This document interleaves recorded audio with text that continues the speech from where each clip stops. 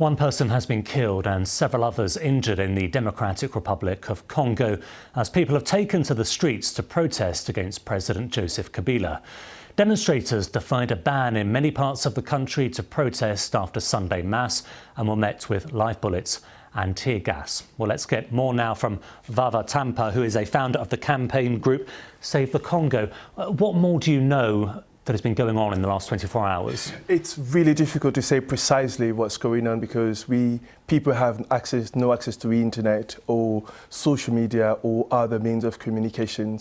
But from what we are hearing from our people on the ground using British and French and South African numbers is that the repression is incredibly severe. So the government has deployed soldiers and police across the country in key areas, preventing people from going to church or leaving churches and firing gases whenever they met people gathering together. So far we know one person has died, but we suspect that the number is going to be much more higher.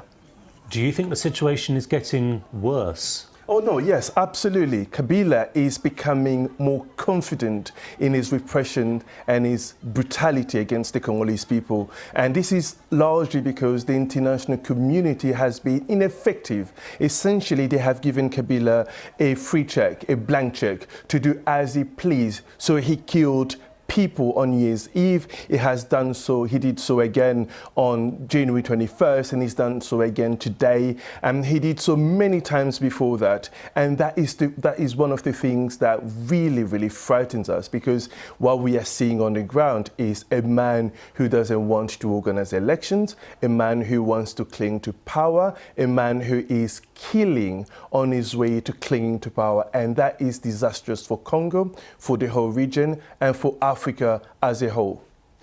The protests that you've been talking about are largely organised by civil groups and the churches. Yeah. Where are the opposition political parties on this? Well, the opposition, essentially what's going on now is, for the first time arguably in the Congolese history, you're finding, at least over the last few decades, you're finding the entire Congolese people, so the opposition, civil society groups, the diaspora, the Congo, student, all of us rallying behind the Catholic Church, which is being led by Cardinal Mosengo, essentially in the push for a civilian transition without Kabila. And that is in a nutshell what we are calling for, what we are pushing for. We want Mr. Kabila to leave. His mandate has already come to an end. He came to an end on December 2016. We want him to leave, and we want a civilian transition led arguably by Dr. Mukwege, so that we can return Congo to constitutionality.